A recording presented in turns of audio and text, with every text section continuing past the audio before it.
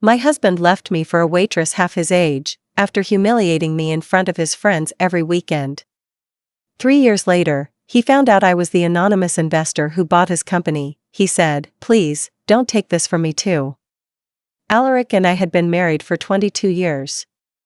We met at Duke University. He was the charismatic business major, I was the literature nerd with a side job at the campus library.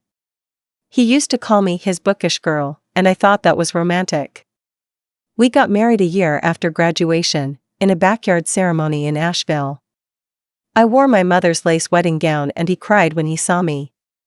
We weren't rich at the start. He worked sales for a logistics firm and I taught high school English. We lived in a rented townhouse that always smelled like paint thinner from our DIY projects. Money was tight, but we were in love. Or at least, I was. Things changed after his business took off. Around his late 40s, Alaric launched his own logistics software company, Avancy, and after 3 decent contract wins, he started calling himself a CEO. With the money came status. We moved into a 2-story house in Myers Park, the kind with manicured lawns and weekly landscaping services. He leased a new Mercedes. I stopped working full-time. I remember thinking this would be the start of the good years. It wasn't. He changed. It was subtle at first. He started going out more, mostly to networking events or client dinners. At home, he was irritable. He didn't ask how my day went. He'd roll his eyes if I talked about books or politics or anything not related to his business. Slowly, Saturday nights became his tradition. A group of guys from work or his MBA alumni circle would come over for poker or drinks, and I'd cook, serve, clean up. But the worst part wasn't the labor. It was how he talked about me to them. "Claire's idea of financial planning is alphabetizing cookbooks," he said once, as his friends chuckled. "She still thinks a Google sheet is a tablecloth from IKEA." I stood there, holding a plate of deviled eggs, smiling like it didn't hurt. Every Saturday, it got a little worse. He was always joking, and his friends always laughed. I used to think humiliation in marriage was subtle. Turns out, it's loud, it's echoing male laughter in a kitchen you paid to remodel. He stopped touching me.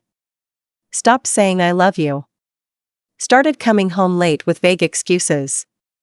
Then, on our 22nd anniversary, I cooked duck à l'orange. It took hours. I lit candles. Set the table with the china we got as a wedding gift. He never came home. The next morning, I found a credit card charge from a place called Indigo Lounge, a trendy rooftop bar downtown. I confronted him. He didn't even deny it.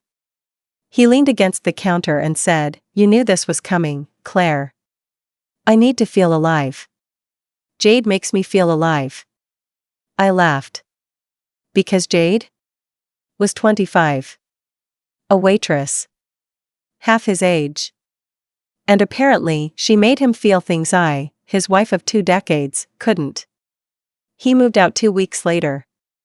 Said we'd split things amicably. I didn't even cry when he left. I felt hollow. The divorce was fast. He got the house, the car, the business. I kept some savings and moved into a small rental in South End. I didn't tell anyone how bad it hurt. I pretended I was fine, that I'd needed the fresh start. But the nights were quiet. Too quiet. I found myself replaying everything. Every snide comment. Every humiliating Saturday night. Every time I stayed quiet to keep the peace. And I realized, I'd let myself disappear. Not anymore. I didn't plot revenge immediately. At first, I just wanted to be useful again. I took online courses in business fundamentals. Then finance. Then private equity. I used my maiden name, Whitman, and signed up for a mentorship program through the Women in Finance group downtown. I shadowed people. Took notes. Asked dumb questions. Showed up early. Stayed late. Eventually, I landed a part-time role at a mid-sized investment firm. I was nearly 50, getting coffee for 20-somethings in suits. But I didn't care. I was learning. 2 years in, I was managing small portfolios. Quiet, clean work. That's when I stumbled on the Avancy file. I wasn't snooping, it landed in our troubled company's pipeline. Turns out, Alaric's business wasn't doing great. After some early success, he'd over-leveraged, expanded too fast, and blew cash on flashy hires and marketing stunts that made no financial sense. The tech wasn't scaling. The burn rate was insane. And most ironic of all? Jade, the young waitress turned director of marketing, had drained tens of thousands on influencer campaigns with zero ROI. He was seeking investors. I stared at the PDF on my screen for 10 minutes. Then I walked to the coffee machine, poured myself a decaf, and smiled. Because for the first time in a long time, I felt alive too. I didn't move fast. That was important. You rush revenge, and it looks like spite. But if you move carefully, quietly, it just looks like business. I made a few calls. Reached out to a former colleague, Beatrice, who had gone independent and built a private group of boutique investors mostly made up of women who'd been overlooked, underestimated, or burned in one way or another by the old boys club. I told her, I want to form a quiet group to take over a mid-sized logistics firm. It's underperforming, bloated with bad leadership, and desperate for capital. She didn't even ask which one.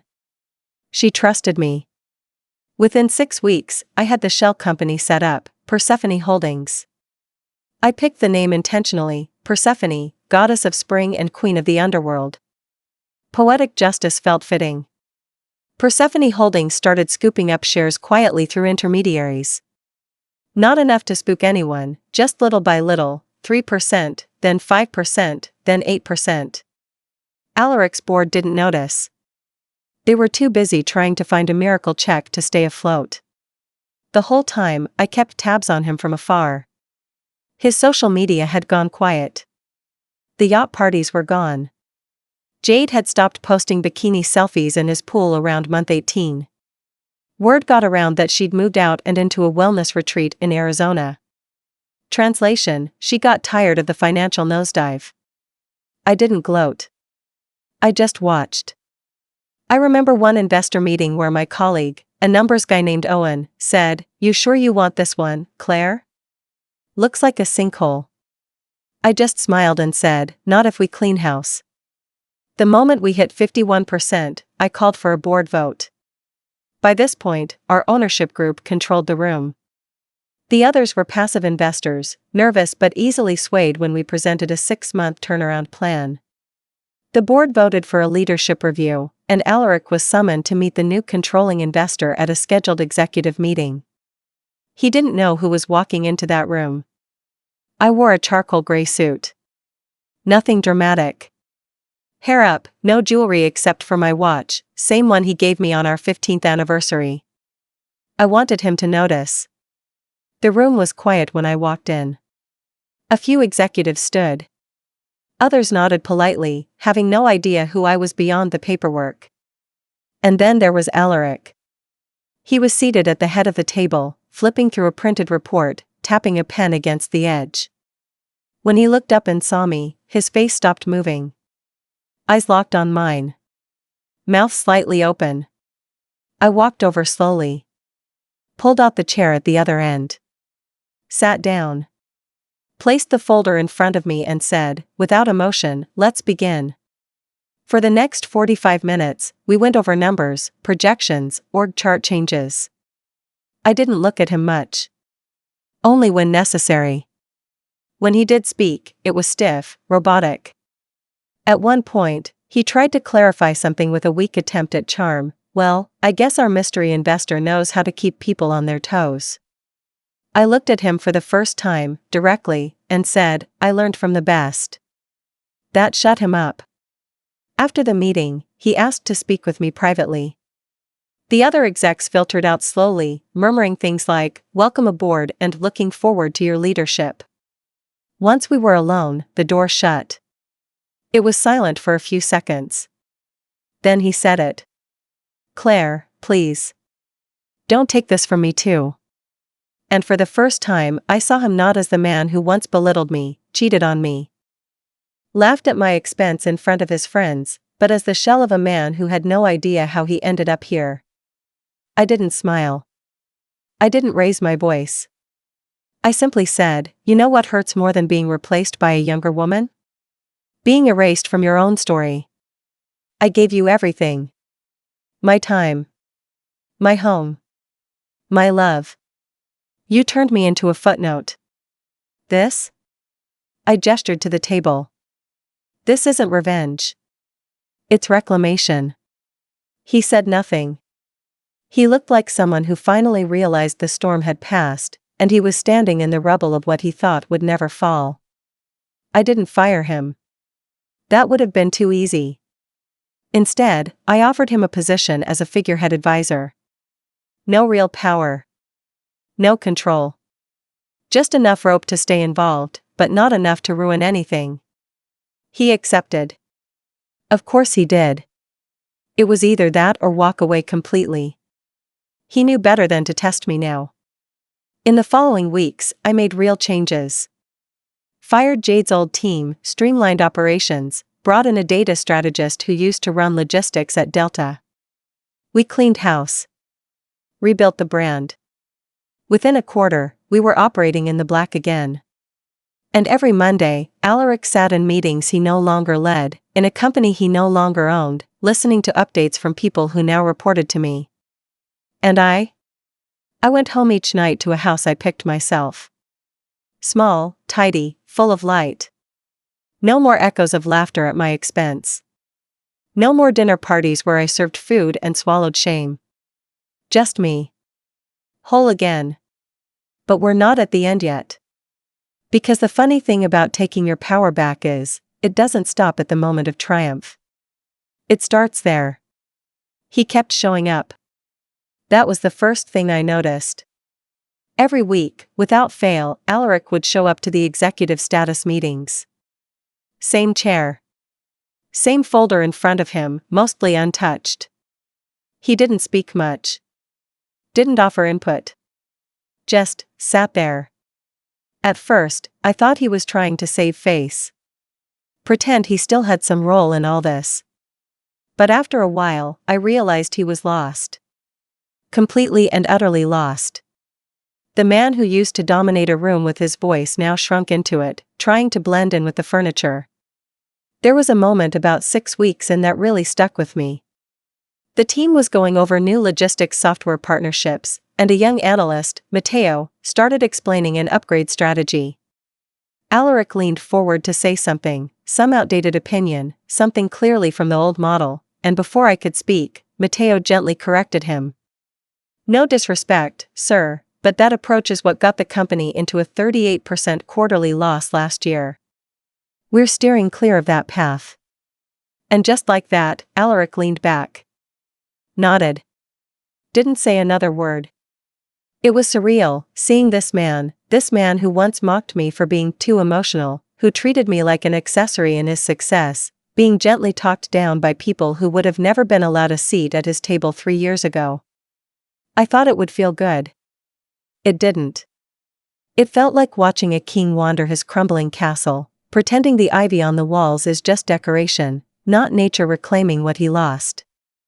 I kept things professional, but I wasn't cruel. I let him keep his corner office.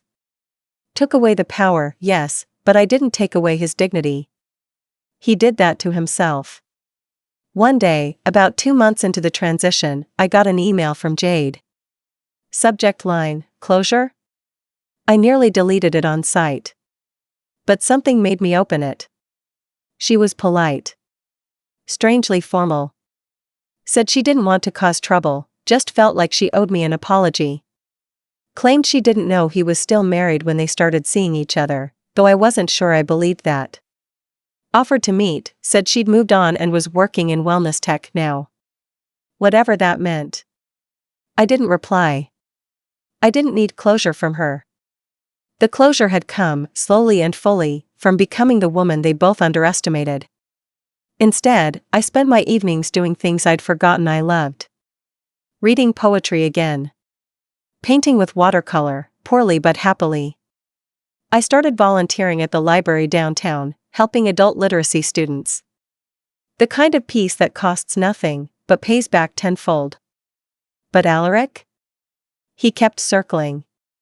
I noticed it in small ways. He started asking Matteo if I was open to lunch meetings. I wasn't. He tried joking with me before a quarterly review, something about how the Queen finally took the throne, and I just stared at him until he shut up. Then, one Friday evening, as the office was clearing out and the fluorescent lights dimmed down to that late-day glow, he appeared at my door. Knocked. Waited. I didn't look up right away. I was typing an internal strategy memo, something dry but important. When I finally glanced up, he looked nervous. "Can I come in?" he asked. I nodded, reluctantly. "You've got 5 minutes." He stepped inside, closed the door softly behind him. He sat down, hands folded. "I've been thinking a lot. About the past. About you. Us." I didn't say anything. I just watched him. "You didn't deserve any of it, Claire." Still, I said nothing. He rubbed the back of his neck, like he always used to when he got uncomfortable. "You know, when I met Jade, I thought I was reclaiming something. Youth. Energy. I thought you were holding me back, when the truth was, you were the only reason I ever had anything to begin with." I raised an eyebrow, but stayed silent.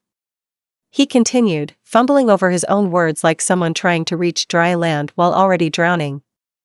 "You built the foundation. I just took the credit. And when things started slipping, I blamed you instead of looking in the mirror." For a second, I wondered if he was practicing a speech he'd rehearsed 100 times. Then again, maybe it was real. Maybe the loss had finally peeled away whatever ego he'd been clinging to. "I know I have no right to ask for anything," he said. I hope one day you can forgive me." I tilted my head, studied him. Forgiveness. That word didn't sting like it used to. Maybe because I no longer needed it to feel whole. Maybe because the balance had shifted so far back into my hands, I didn't need to punish him anymore. But I also didn't owe him grace on demand. So I simply said, "You have 5 more minutes. Use them wisely." He swallowed, nodded, then left without saying another word. After that, he kept his distance again. Stopped coming to meetings unless it was absolutely necessary. I think he finally understood what his presence really meant now, a remnant of something gone. Meanwhile, I continued doing what he thought I couldn't. We launched a new software division, brought in fresh blood from a startup in Austin. Our contracts expanded into the Midwest, and for the first time in years, Avance's stock was stable. Steady. Predictable. I even started speaking at a few women in business events. Small panels. Nothing flashy. But every time I stood at that podium, every time I introduced myself, Claire Whitman, lead principal at Persephone Holdings and executive director of Avance Logistics, I saw the faces of women in the audience straighten in their seats. Like maybe, just maybe, this wasn't the end of their stories either. And yet, the real transformation was internal. I didn't wake up every morning angry anymore. I wasn't fueled by spite or bitterness. I was focused. Steady. But the past? It had one last twist left for me. It started with a letter. Not an email. Not a voicemail. An actual letter. Cream-colored envelope.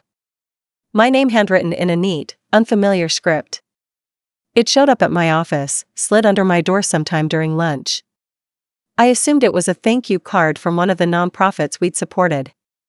I got those often now, schools, shelters, mentoring programs. But when I opened it, the first line stopped me cold. "You don't know me, but I think I might be your sister." I read that sentence 3 times, then slowly sat down. The rest of the letter was short. Simple. A woman named Lorraine, 46, said she had spent the last year tracking her biological family. She'd been adopted in 1978, just a few months after I was born. We shared a mother. Same hospital in Raleigh. Same birth records. She included a number. No demands. Just a request: if you're open to talking, I'd really like to meet. I stared at the letter for a long time. I'd grown up an only child. My mother, who passed away 6 years ago, had never mentioned giving up a child. Not once. My father, long gone from the picture before I turned 10, wasn't much of a communicator either. The idea that I had a sister out there, it rattled something loose in me.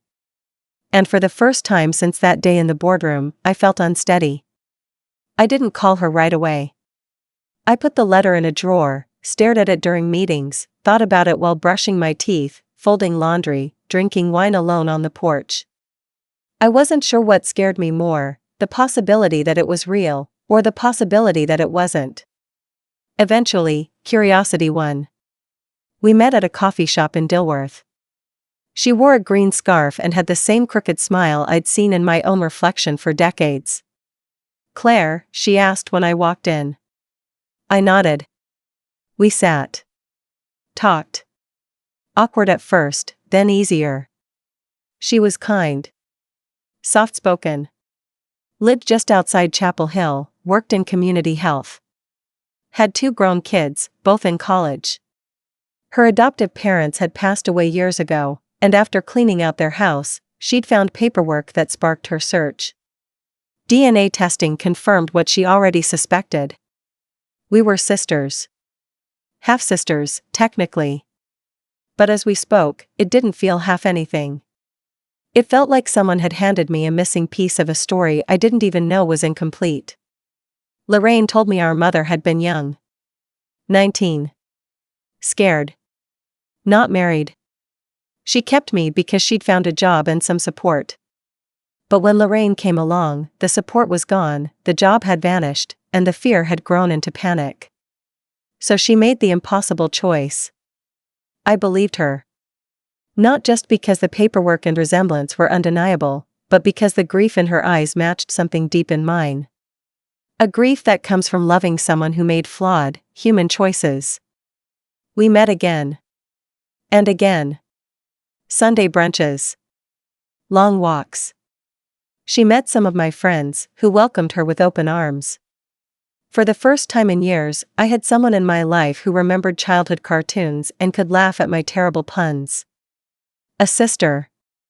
Alaric didn't know any of this. I didn't tell him. Why would I? He had no place in this new chapter. But the past has a way of bleeding into the present. And the real twist didn't come from Lorraine. It came from a business contact. One of Alaric's old vendors, a man named Stuart, who reached out asking for a meeting. Said he wanted to discuss a potential acquisition of one of our smaller subsidiaries. Normal stuff. I agreed. But at the end of the call, he hesitated and said, "Hope you don't mind me asking, but is it true Alaric is still getting monthly payouts from the executive fund?" I paused. "Excuse me?" He cleared his throat. "Just heard through the grapevine that he might still have access to some back-end incentives. Golden parachute stuff." That wasn't possible. I had gone over the books. Personally signed off on every executive contract. There were no golden parachutes. At least, there weren't supposed to be. That night, I dug into the records. Deeper than before. Had my compliance officer double-check transaction histories going back 18 months. And there it was. A shadow payout line. Small enough to avoid immediate flags. Tucked under a legacy fund tied to his original founder's agreement. Never terminated in writing. Someone, maybe a lazy accountant, maybe someone loyal to him, had left the clause active. Alaric had been quietly collecting 5-figure checks every month since I took over. I felt something sharp twist in my stomach. Not because of the money. But because after everything, he was still taking. Still hiding. Still bleeding the company like it owed him something. The next morning, I had legal terminate the clause. Retroactively. Then I called him into my office. He looked nervous. He always did now. I kept it short. Your residual payout has been terminated, effective immediately. It should have been closed 3 years ago. He blinked. Claire, I said, holding up a hand. Don't pretend you didn't know. You signed the clause yourself. You knew it was there. You just hoped I wouldn't find it. He swallowed, nodded. Said nothing. I didn't yell. I didn't cry. I just watched him, silent, until he left my office.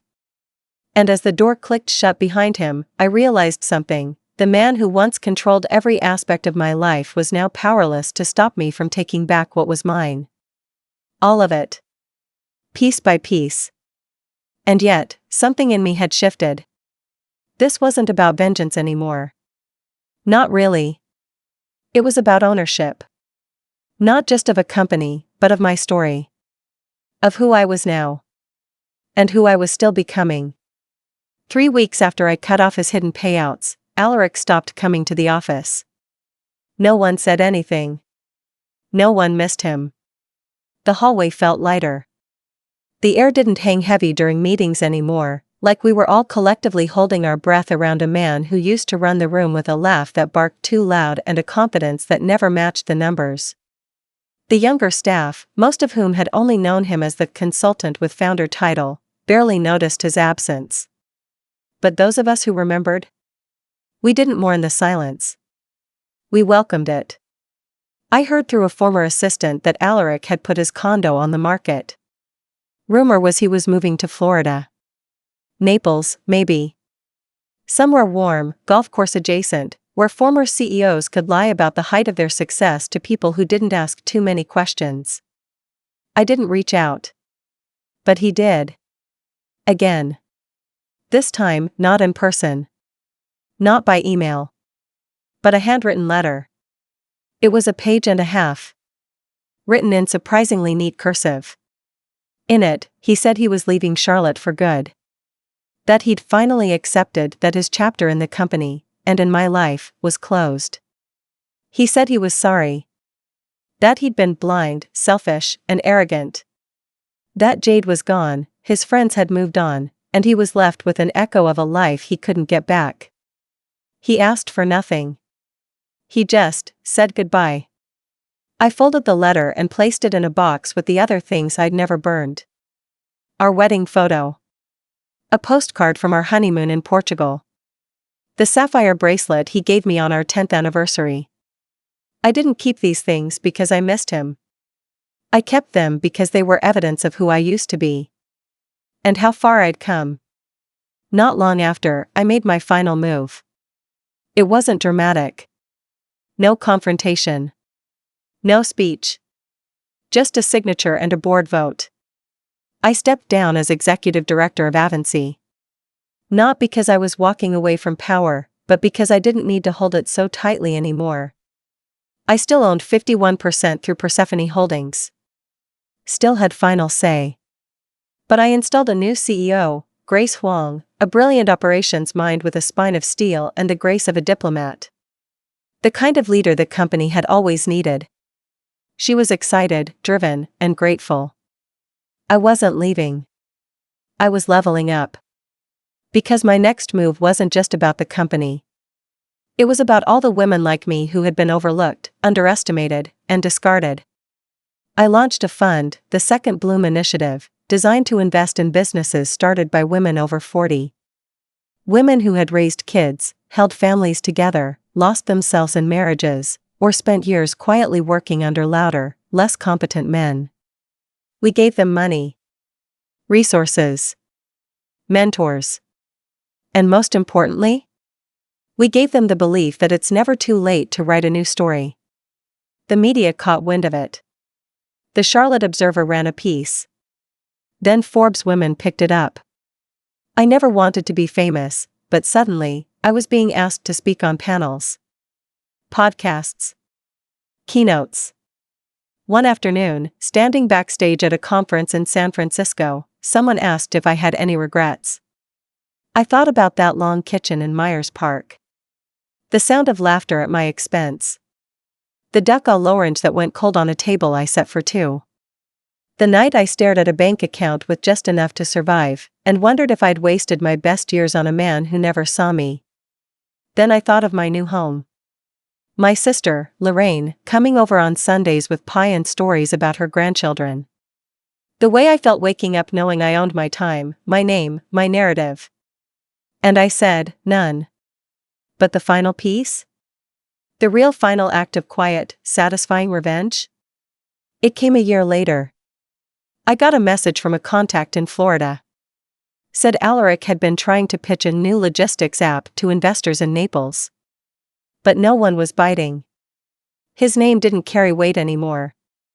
The world had moved on. And without Jade, without the house, without the money, he was just another middle-aged man in a golf polo, telling stories about the business he used to run. He'd become a ghost in rooms that once bowed to him. And me? I wasn't just alive. I was thriving. I didn't need to humiliate him. Didn't need to shout my success from rooftops or send him clips of interviews. The greatest revenge wasn't just taking back what he tried to take from me. It was building something so much bigger, so much more beautiful, without him in it at all. That's what real power looks like. That's what freedom feels like.